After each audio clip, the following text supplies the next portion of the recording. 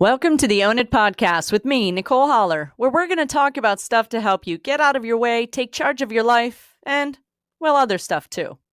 Hey guys, welcome to another episode of the Own It podcast.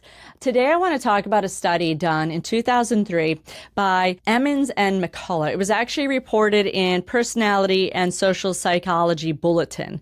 Now, what this study was, it was about gratitude. And if you're somebody who lives a life of gratitude, that's amazing. If you are that person, you, much like myself, who does live a pretty grateful life, probably has crappy days. We probably had shitty things happen to us. We probably had our own mini existential crises. I know I have, because guess what? We're all human.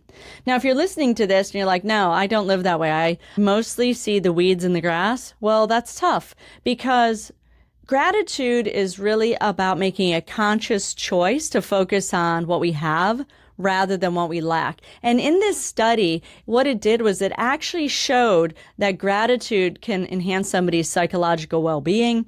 It can lead to better relationships and connection, and it also improves physical health. So in 2003, they did this study. There were 300 participants over 10 weeks, and what they did is they took 100 participants and they said, listen, I want you to take note of something you're grateful for every day. They took another 100 participants and said, I want you to write down the daily struggles and hassles that you have every day, something simple. And they took the other third or 100 and said, just write something neutral. So after 10 weeks, what they found was the group who kept a gratitude journal reported 25% more happiness.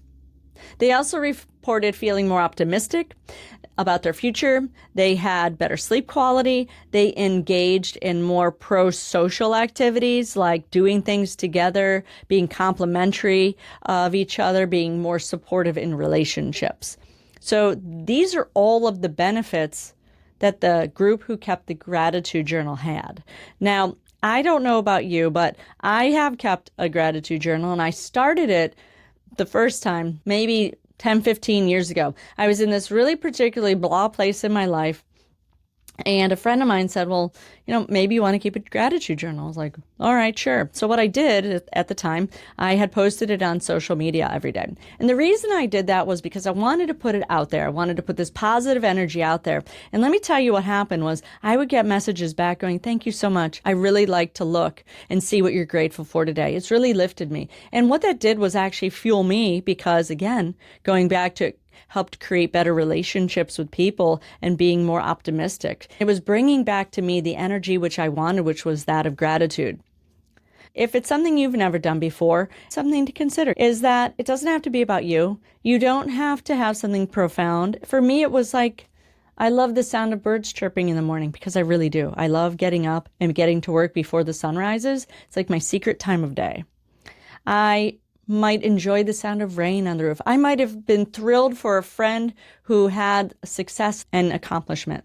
Gratitude doesn't only have to be about you. It's about seeing something positive and making a conscious choice in order to see that positive in the world. Because if the positive exists in the world, it means it can also exist for you.